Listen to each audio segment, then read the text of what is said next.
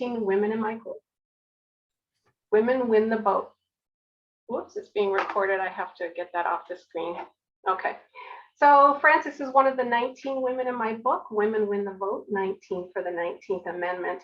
The women are both those that were prominent in the suffrage fight and those that were overlooked, that have been overlooked due to racism and class prejudice. Because when we see photos of the suffragists, this is mostly what we see, wealthy white women. These were the women that had the resources and the time to devote to the cause. But the movement was successful only after it was opened out to everyone, to working women, African-American women, Asian and Hispanic and Native American women, women who lived in rural areas, and women who lived in poverty. Even men joined the movement. So tonight I'll highlight a few of the women in my book, and in the second half of the talk, we'll examine the state and local scene, and that's not something in my book, so you're getting a bonus here tonight. So here's the wording of the 19th Amendment. The right of citizens of the United States to vote shall not be denied or abridged by the United States or by any state on account of sex. Well, seems like a simple enough sentence, but the fight for the woman's vote spanned 72 years, through 3 generations, 2 wars, and 18 presidencies. But we also must note that after 1920, not all women could vote. It was many years before some women were granted the right of citizenship with the right to vote. For example, Asian women and Native American women could not vote for decades after 1920. Here, for example, is a stereotyped Native American being turned away from the polls. And in the South, African Americans were turned away from the polls through the use of literacy tests, poll taxes, and even violence. It wasn't until the Voting Rights Act of 1965 that discrimination was finally ended at the polls. So in 1848, 5 women met here at this home in Seneca Falls, New York. That's the center of the state. It was the home of Jane Hunt. 2 of the women there that day already knew each other. Elizabeth Cady Stanton, there on the left, who lived in Seneca Falls, and Lucretia Mott on the right. She was a Quaker from Nantucket. She lived outside of Philadelphia, and she was visiting her sister Martha. The 2 women had met in 1840 at the World Anti-Slavery Convention in London. At that convention, the male delegates voted that the female delegates could not participate. Well, of course, that made Elizabeth and Lucretia angry. And they realized then that women would never have an equal place in society unless prevailing laws and traditions could be changed. Because women had a hard lot in those days. If they were lucky, they had a few years of elementary school education, but further education was pretty much denied them. Colleges barred women from attending. Here, for example, is the Harvard class of 1871. As you can see, all male. If a woman worked, she had to give her wages to her husband or father, but most women didn't work. There were no jobs for women. When a woman married, she became the property of her husband. Everything she had became his property, even their children. In a divorce, the husband automatically got custody of the children because they were his property. If a woman married someone who wasn't an American citizen, her US citizenship was stripped from her. And of course, enslaved women had absolutely no rights at all. So the 5 women put together a 2-day convention that was held here on July 19th and 20th, 1848 at the Wesleyan Methodist Chapel in Seneca Falls, New York. They crammed 300 people into the chapel both days. I was born and raised nearby in Rochester, New York, and my family's heritage is Wesleyan Methodist. So I was thrilled to visit this chapel, which today is part of the Women's Rights National Historical Park. At the convention, the women released a document called the Declaration of Sentiments. It begins, "We hold these truths to be self-evident, that all men and women are created equal." Now, that should sound familiar because the document was patterned on the Declaration of Independence, which said that all men are created equal. The document went on to list the ways that women had been oppressed over the centuries and the demands that women were now making for their full rights as citizens. And topping that list of demands was the woman's vote. Now, no original of this document exists. The only reason we know what it says is because this man, Frederick Douglass, of course, the famous orator who had escaped slavery, printed the entire text in his Rochester newspaper, the North Star. Douglass was a huge supporter of the women's rights movement, and he was the only male to speak at the Seneca Falls Convention. And in fact, he was one of 100 people to sign the Declaration. Yes, the women let men into their convention, and 32 men signed the Declaration of Sentiments. So from then on, the women's vote became the most pressing political issue of the day for women. Women traveled thousands upon thousands of grueling miles, trying to persuade the public of their cause. But they also needed to convince legislators, because in those days, states could decide individually whether women could vote. And in fact, a handful of states in the West granted women the vote long before 1920. For example, Wyoming Territory in 1869 gave women the vote, and it entered the Union as the first state in which women could vote.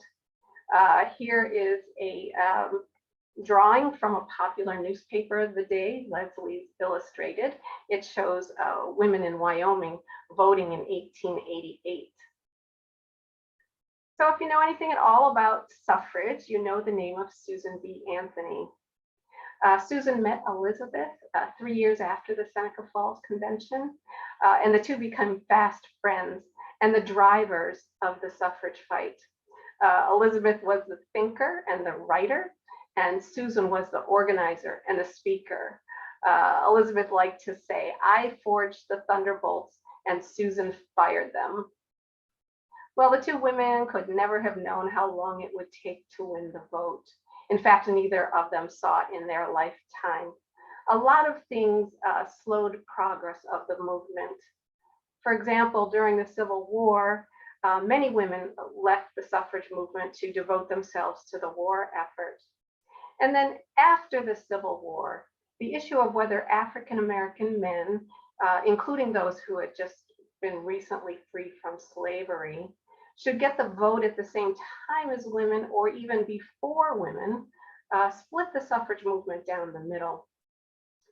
Those who didn't want any more men preceding them in the vote said some shockingly racist things. For example, our friend Elizabeth Cady Stanton. She ran symbolically for Congress in 1866, even though women couldn't vote, keep in mind.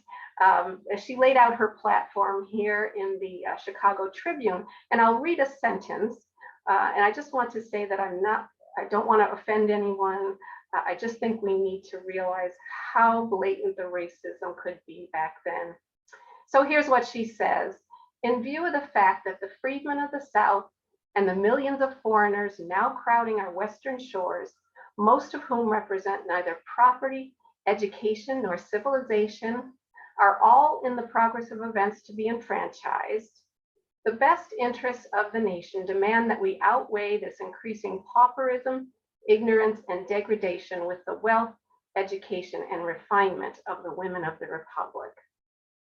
You know, so sadly, that was only one of many racist statements that I came across when I was researching the book.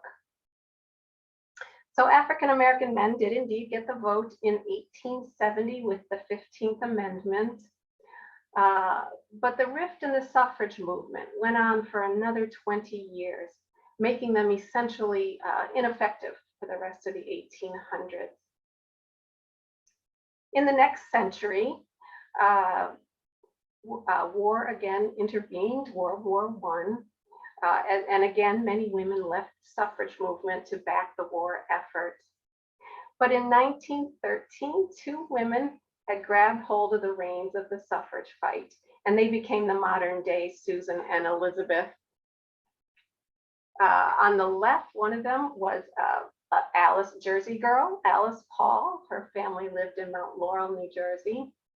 And on the right, Lucy Burns, whose family lived in Brooklyn. The two women were studying in England when they became involved in the British women's fight for the vote. Now, the British women were fighting at the same time that we were. And the British women were extreme. They threw rocks and inkwells through the windows of government buildings. They put letter bombs in public mailboxes. They set fire on golf courses, saying that if they couldn't have the vote, men couldn't have their hobbies. At one point, they even bombed Prime Minister Lloyd George's home. Well, when Alice and Lucy started the militant branch of the suffrage fight, the movement took on a new energy. The conservative branch continued to be headed by these two women, Carrie Chapman Catt on the left and Anna Howard Shaw on the right. These women continued with their lobbying and persuading and their speaking and writing. Now, I don't mean to demean the traditional suffragists. They were courageous in their own right. They learned to navigate a political system that was foreign to them. They tracked down legislators relentlessly. They spoke on street corners, and they endured the taunts and projectiles of people who had never heard a woman speak in public before. They traveled thousands upon thousands of grueling miles, trying to convince legislators to grant women the vote. But meanwhile, Alice and Lucy decided that the state-by-state approach was a lost cause. They backed a federal amendment, and they took the suffrage fight public in a way that it never had been before. They organized huge, massive pageants and parades. Thousands of women took to the street in these parades. For example, here is a parade from 1913 in Washington, D.C. It had 8,000 participants, the largest parade the city had ever seen. Now, unfortunately, this parade turned violent. Mobs of angry, drunken men attacked the women. They tripped them. They spat on them. They stubbed out cigars on their arms. They pulled them off of floats. They even beat them with the poles of their banners. Here in this photo, you can see where the parade route was cut off by the mob. 100 women were hospitalized, and the police did nothing to quell the violence. In fact, in a congressional hearing after the parade, one policeman said, "None of this would have happened if you had just stayed at home." Well, this parade was also, racism continued to stain the suffrage movement. And in this parade, Alice Paul had ordered Black women to march at the back of the parade, separate from their trade or state or school delegations. Alice was afraid that if people saw Black and white women marching together, that the cause would be hurt.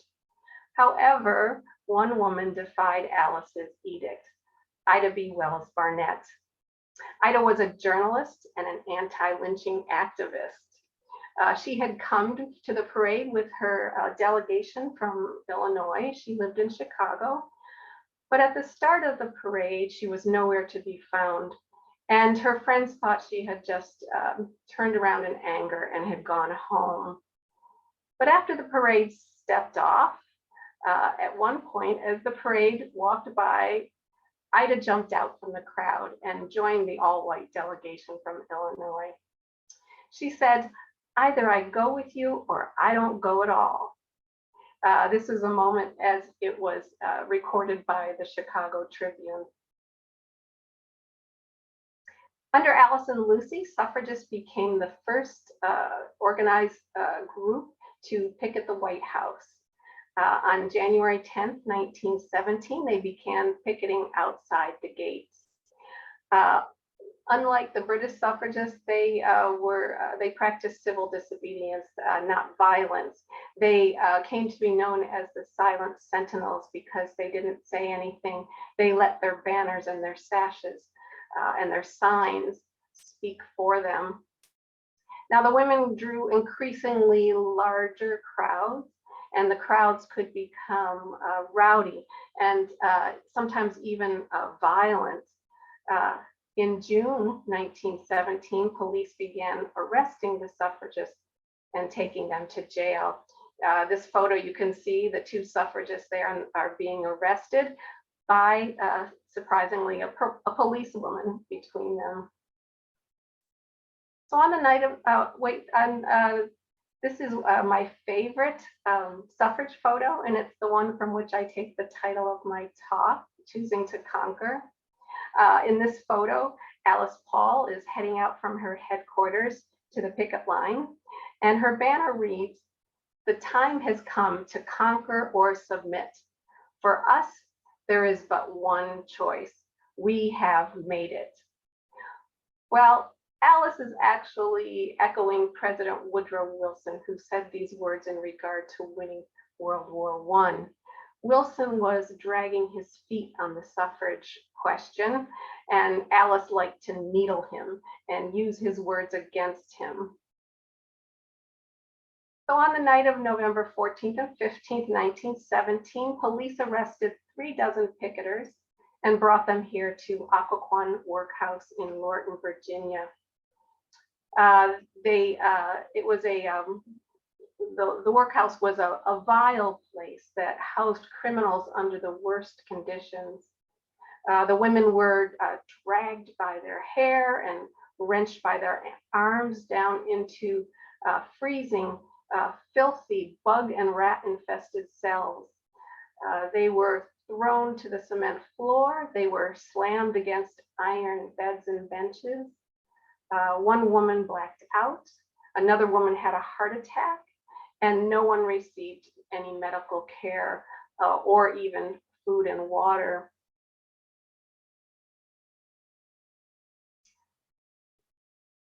The leader of the picket line that day, Lucy Burns, came in for particular treatment. She had her arms shackled over her head to the cell door, where she was left all night long. So the women's treatment that night came to be known as the Night of Terror. And after being arraigned, they were beginning their jail terms of up to 30 days. This is a row of cells inside of Occoquan. They've been restored, and they're part of the Lucy Burns Museum today. It's just outside of Washington, D.C., and it makes a great visit if you're down there. This is a corner of one of the cells. It shows the iron benches and tabletops, the kind that the women were thrown against. But the women were prepared for this night. They had been arrested as criminals for obstructing the sidewalk. They wanted to be considered political prisoners so that their cause could go on through the courts. So prior to the Night of Terror, the women made up their minds as to how far they would go for the cause of suffrage. This group of women held a press conference before the Night of Terror. And in this press conference, they declared that they would be willing to hunger strike for the cause of suffrage. So indeed, after the women started their jail terms, the warden refused to give them the status of political prisoner, and immediately they began a hunger strike. Instead of giving the women the status they wanted, The warden decided instead that he would force feed them. Now, force feeding is a brutal procedure. The women's arms, legs, and body were held down or tied down. Their heads were yanked back, and a rigid feeding tube was thrust through their nose or their mouth into their stomach. A mixture of milk and eggs was poured in, and then the tube was pulled back out again. It was so terrifying and bloody and painful that the women just struggled and choked and screamed throughout the whole procedure. And in the end, they just vomited everything back up again. So it served absolutely no purpose whatsoever. It was simply a means of torture, really, meant to break the women's will. And it's worth noting that not one suffragist broke the hunger strike. So this is a photo of a hunger striker being released after the Night of Terror. After 12 days in jail, the warden released the women. He didn't want any martyrs on his hands. So photos like this and reports of the women's treatment in jail and the horrors of force feeding turned public opinion in favor of the suffragists. Legislators began to consider the issue more seriously, particularly since in 1917, New York State granted women the vote. And a year earlier, in 1916, the first woman had been voted into Congress. And so it became silly to say at this point that women couldn't vote. In 1916, this woman, Jeannette Rankin, won a seat in the US House of Representatives from her state of Montana, where women had been voting since 1914. Here Jeannette is arriving on her first day in Congress. And on her first day, she introduced a suffrage bill and saying to her colleagues, "How shall we answer their challenge, gentlemen? How shall we explain the meaning of democracy to them if the same Congress that voted for war to make the world safe for democracy refuses to give this small measure of democracy to the women of our country?"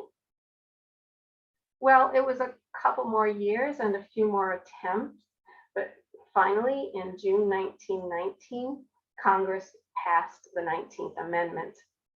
But an amendment to the Constitution requires the approval of 3/4 of the states in existence at the time. And in this case, that meant 36 states. So the women went back out, fanning around the country, trying to convince states to ratify the amendment. The jailed suffragists tooled around on this train, dubbed the prison special. They wore their prison garb and they drew huge crowds wherever they went. Here they are on a stop in San Francisco. Well, a little over a year later, on August 18th, 1920, the final state needed ratified the amendment. That was the state of Tennessee. Both branches of the suffrage movement celebrated. In New York City, Carrie Chapman Catt was honored with a parade and a banquet at the Waldorf Astoria Hotel. And in Washington, D.C., Alice Paul celebrated by unfurling this banner from the balcony of her headquarters. She had sewn this banner, adding a star every time a state ratified the amendment. So, by the way, this banner, like the Declaration of Sentiments, is missing. I keep hoping someone will find it in their attic. So that's the national fight for the woman's vote. But I also had time to look into the New Jersey women's fight for the vote. In New Jersey, we were the only original state whose constitution allowed women to vote. In 1776, our Constitution conferred the vote on quote unquote inhabitants of the state. That meant men or women of any race who were at least 21 years old, had lived in the state for at least a year, and had at least 50 British pounds sterling to their name. Later election laws only solidified the state's intent, calling voters persons and using the pronouns he or she. Here is a drawing from, again, from Leslie's Illustrated, showing women voting in New Jersey in the late 1700s. But the law wasn't as generous as it seems. For one thing, 50 British pounds sterling was a lot of money, and a lot of the population was disqualified, including enslaved persons and married women who had lost all right to their assets. That left the vote to widows and single women of means. Here I am at the Museum of the American Revolution in Philadelphia, in line to vote with the women of Montgomery Township, New Jersey in 1801. The museum had a fantastic exhibit last year called When Women Lost the Vote. They had located voting rolls around the state that had women's names on them. You can see them there on the back wall, Mary and Jane and Elizabeth and Sarah. The exhibit is closed, unfortunately, but you can still find it online at the museum's website. So things were quiet on the suffrage front until the 1848 convention that we discussed earlier in Seneca Falls. From that year on, women began to meet privately in homes and to participate in regional and national women's rights conventions. Things really heated up in the late 1850s with two events. In 1857, a Monmouth County woman named Harriet Lefestre petitioned the state legislature to return the vote to women. Well, sorry, the men said, because Eve brought sin into the world in the Garden of Eden, women should never have the right to decide matters of state, and that's that. Well, here poor Eve is in the garden, from a Currier and Ives print of the time. The second event occurred in the form of a letter received at the tax collector's office in 1858. In it, a woman said that regretfully she would not pay her taxes because, being a woman with no say in government, she had no obligation to pay them. That woman is in my book, Lucy Stone. She was way ahead of her time. When she and her husband, Henry Blackwell, married in 1855, they rejected the customs that stripped women of their personhood and their possessions. Lucy never took Henry's last name, and she refused to be supported by him. She earned her own money throughout her life.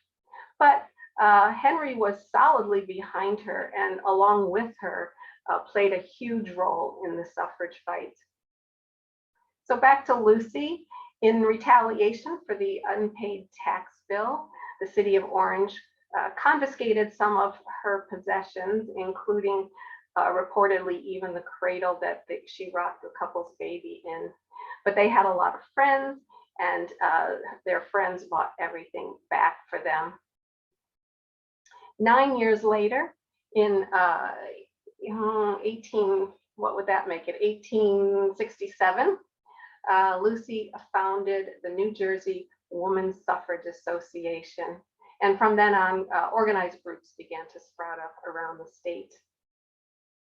4 years after Lucy founded the organization, a Bordentown woman, Susan Waters, was named its recording secretary. Now, I think you know her as an artist and as a woman who was the sole breadwinner in her family. And I think that you can see some of her paintings at the Historical Society. In 1880, Elizabeth Cady Stanton stirred things up by trying to vote in Tenafly, New Jersey, where she lived at the time. In those days, political parties on election day would send out horse-drawn wagons to pick up voters and take them to the polls. Well, when the wagon stopped at Elizabeth's house, she claimed that all the men were out and the driver would have to take her instead. She says the driver was flabbergasted, but he allowed her to board the wagon. At the polls, she filled out her ballot, but predictably, it was denied. In the next couple of decades, some municipalities in New Jersey actually did allow women to vote in school board elections in the matters that affected their children's education. Even so, the woman's vote continued to be ridiculed. For example, in this 1895 article, the writer is reporting on a school board election in Newark, and he says that the sensation of voting was so agreeable to the women that some of them voted 17 times. Well, you know, fake news. But it was this kind of ridicule that held back the women's vote for decades.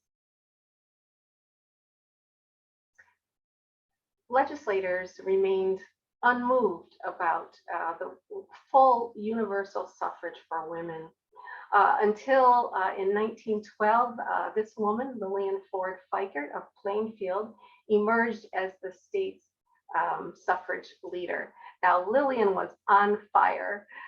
She didn't want to just vote. She wanted full access to political power. After the vote was won, she went on to become the vice chair of the state's Republican Committee and the head of the Women's Republican Committee. In fact, she was so involved in politics that in 1925, her husband, Edward, went to Reno to get a divorce.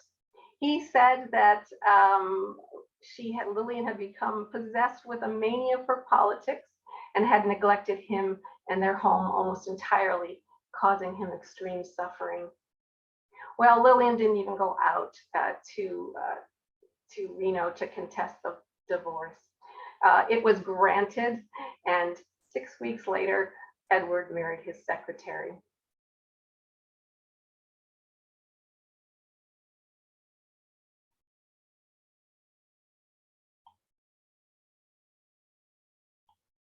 Oh, my screen is frozen. Let's see if I can get it to move.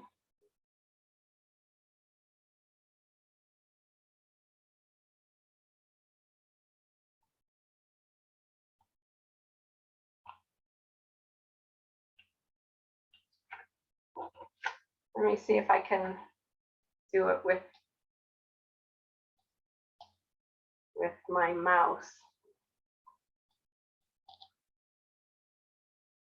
So yeah, I guess I'll have to switch to my mouse here. Sorry about that. Suffrage activity was strong at the state level. In Trenton, there were four suffrage groups operating, but there were also anti-suffrage groups, and things could get heated at times. In this article from a 1913 newspaper, the writer is reporting on a rally that the suffragists held in front of the anti-suffrage headquarters. You can see from the headline that the anti-suffragists thought it was unladylike for the suffragists to call them pikers, which is like calling them scofflaws or criminals. The writer goes on to say that the suffragists called the antis liars and parasites. Such language, the writer says, does not indicate sobriety of thought or womanly achievement. Well, the writer would say that because Claire Culp Oliphant was an anti-suffragist.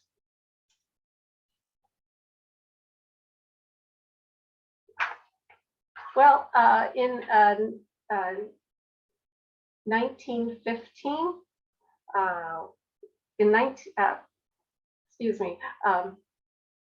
Bordentown was progressive on the suffrage cause. In 1913, a troop of suffragists hiked from New York City to Washington, D.C. for that parade that we talked about earlier. In Bordentown, they were welcomed by Thomas Durland Landon, the commandant of the Bordentown Military Institute. I like to think that it was his wife, Margaret Adams Reese of Bordentown, that urged him to host the women. So of course, one of Bordentown's most famous residents is Clara Barton. She figures into the suffrage story. This 1914 ad lists persons living in historical who backed equal suffrage. And there's Clara Barton's name, among many other luminaries like Louisa May Alcott, Madame Curie, George Bernard Shaw, Mark Twain, Thomas Edison, and Florence Nightingale. So recently, my husband and I visited the Clara Barton Schoolhouse, where she taught before finding fame as the founder of the Red Cross. And we met Clara. Clara was known to speak for the suffrage cause. This is a copy of one of her speeches from a 1917 newspaper. At the end of my talk, I'll be turning the talk over to Clara, and she will give this speech for you. Well, in 1915, New Jersey voters were asked to decide on women's suffrage by referendum. A group of New Jersey suffragists went on a 2-week automobile campaign around Burlington County, holding a meeting in Bordentown on July 19th. President Wilson returned to the state to cast his vote because, of course, he had been president of Princeton University and governor of the state, and he still had a home in Princeton. Surprisingly, Wilson voted in favor of suffrage, although he said he was voting as a private citizen and not as the president and not as someone who could convince Congress to act. So unfortunately, the measure was defeated by about 50,000 votes around the state. And this was the mood in many households the next day. In Burlington County, you voted 4,496 votes for suffrage and 6,197 votes against. That's a defeat of about 1,700 votes. So after the defeat, New Jersey suffragists focused solely on the federal amendment, and groups that had been working separately began to work together. In 1917, for example, the State Federation of Colored Women's Clubs, headed by Florence Spearing Randolph of Summit, who is shown here, began working with the state's Federation of Women's Clubs. To finish the fight, at this point, women really needed to cooperate. So the Library of Congress has some great photos of New Jersey suffragists. If you remember this photo, this group is actually a delegation of women from New Jersey heading out for a meeting with President Wilson at the White House. Suffragists here shout their message from a tugboat anchored in the bay off of Jersey City. These women are tacking up a poster advertising a suffrage meeting in Long Branch. And in South Jersey, suffragists here ride in a parade in Vineland. Well, most women worked with Carrie Chapman Catt and the conservative branch of the suffrage movement, but some women worked with Alice Paul and the militant suffragists. In fact, 6 women were jailed for picketing the White House. This is one of them, Allison Turnbull Hopkins of Morristown. Her husband was actually the head of Wilson's campaign committee. So you can imagine the conversations they had around the dinner table. In this photo, Mary Dubrow of Passaic speaks from the base of the Lafayette statue across from the White House. You can see there on the right a policeman keeping an eye on her, and indeed she was arrested that day. Of course, the most well-known New Jersey suffragist was Alice Paul, who we've talked about. As the founder and head of the National Women's Party, she was one of the 168 women who were jailed for picketing the White House. After the vote was won, she went on to author the Equal Rights Amendment, and she had it introduced to Congress in 1923. And she worked for that amendment for the rest of her life. So this is Alice Paul's family home in Mount Laurel, New Jersey. Today it's a museum and a research library. It's just about a half an hour from Bordentown, and it makes a great visit. So despite New Jersey's reluctance to return the vote to women, we did indeed ratify the amendment on February 9th, 1920. We are the 29th state to do so. Here our US Senator Joseph Frelinghuysen congratulates suffrage leader Betty Graham. So after the suffrage victory, women wanted to be educated voters.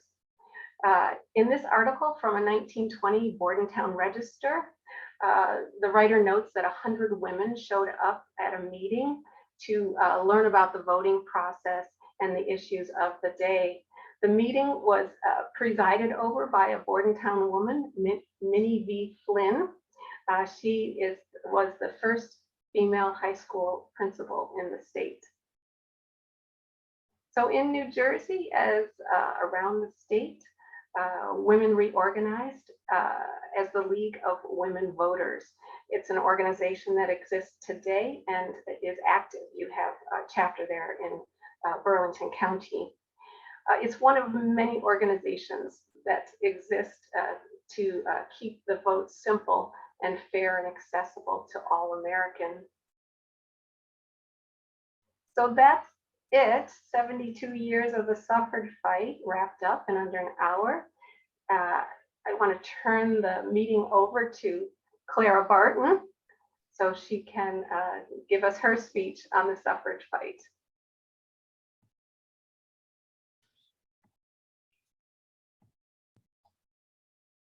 Okay, go ahead, Dawn. Good evening, everyone, and thank you for joining us. I am Clara Barton, and I'm going to read something that I wrote. I'm not exactly sure when I wrote and delivered this speech, and that's possibly because I did turn 200 on December 25th, and my memory sometimes fails me. But I can tell you that I met Susan B. Anthony and Elizabeth Cady Stanton in 1867, when we happened to meet at a railroad, changing trains. So sometime after 1867, probably not all that long after 1867, was when I would have written this and delivered this speech. And so here I go. And this isn't the full speech, just some excerpts, so you can sort of get the sense of my thoughts.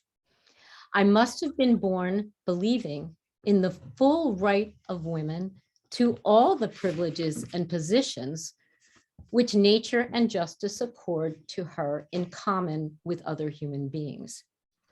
Perfectly equal rights, human rights. There was never any question in my mind. I did not purchase my freedom with a price. I was born free. And when I heard the subject discussed, it seemed simply ridiculous that any sensible, sane person should question it. And when women's right to suffrage came up, it was to me only a part of the whole, just as natural, just as right, and just as certain to take place. Yet whenever I have been urged to ask for this privilege for woman, a kind of dazed, bewildered feeling has come over me. Of whom should I ask this privilege? Was it man? And if so, who conferred it upon him? He depended upon woman for his very being, more fitting than she should have conferred it upon him. Was it governments? What gave them the power? Was it divinely conferred? Alas, no, or they would have been better, purer, more just and stable. Was it force of arms, war? Who furnished the warriors? But who but the mothers who reared their sons and taught them that liberty and their country were worth their blood? Who gave them up, wept their fall, nursed them in suffering, and mourned them dead? Was it labor? Women have always, as a rule, worked harder than men. I apologize to the men that are listening. Was it capital? Women has furnished her share. Who then can give the right, and on what basis? Who can withhold it? There is no one to give woman the right to govern herself as men govern themselves by self-made and self-approved laws of the land. But in one way or another, sooner or later, she is coming to it. And the number of thoughtful and right-minded men who will oppose will be much smaller than we think. And when it is an accomplished fact, all will wonder, as I have done, what the objection ever was. So I just have a couple other things I wanted to mention. I was very close friends with Frederick Douglass, and I heard tell that in terms of, women's rights and where women are today, I heard that a friend of mine actually had a daughter who was in Harvard Law School, and 51% of the Harvard Law School folks in the freshman class are women. Think of that. And now I have to do one other thing and take off my hat as Clara Barton and tell you that when Nancy was talking about Minnie Flynn, who was, as she indicated, the first female high school principal in the state, Minnie Flynn was actually very, very committed to saving the Clara Barton schoolhouse when it looked like it was perhaps going to be torn down. She was a community member, very, very active in saving the schoolhouse. But the other thing I know about Minnie Flynn is that my father, Norman, he stole Minnie Flynn's gate.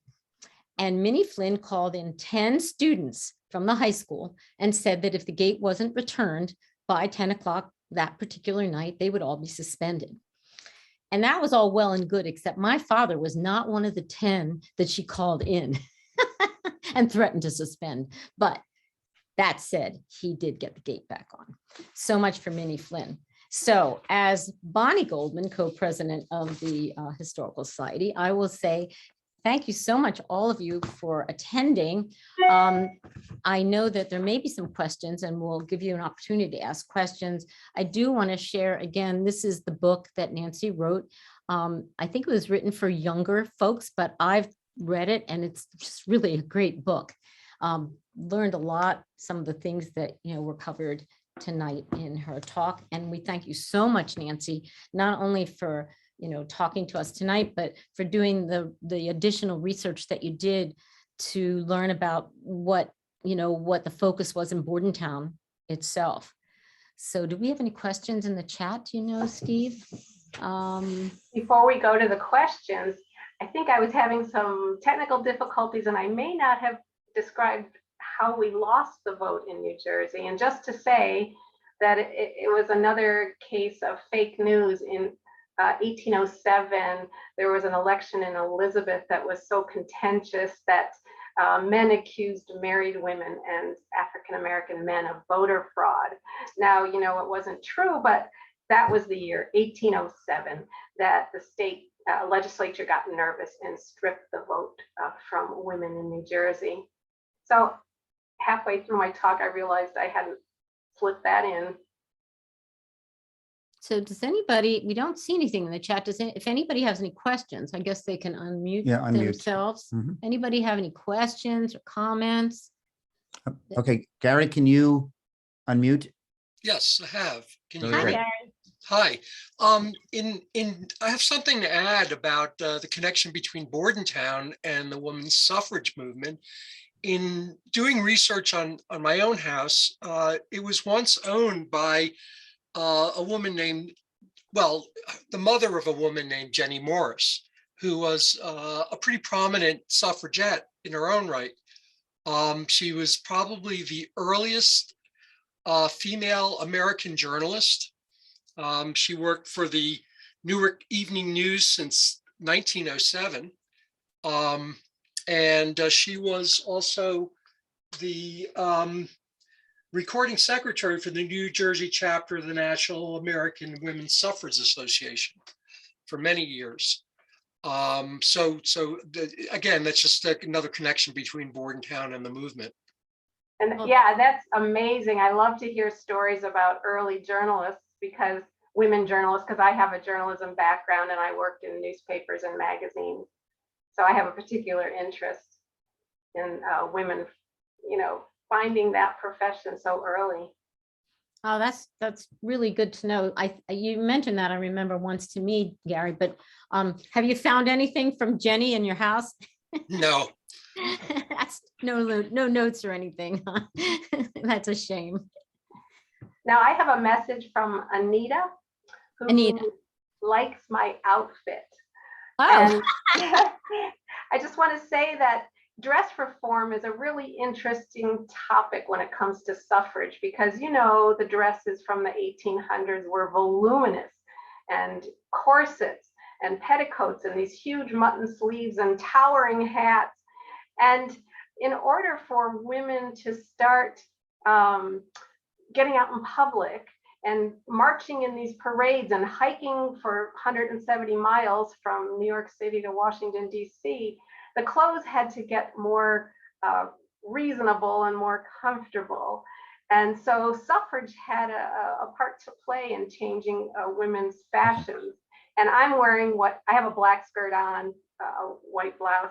I'm wearing what a suffragist might have worn in, say, the early 1900s, 1910 or thereabouts.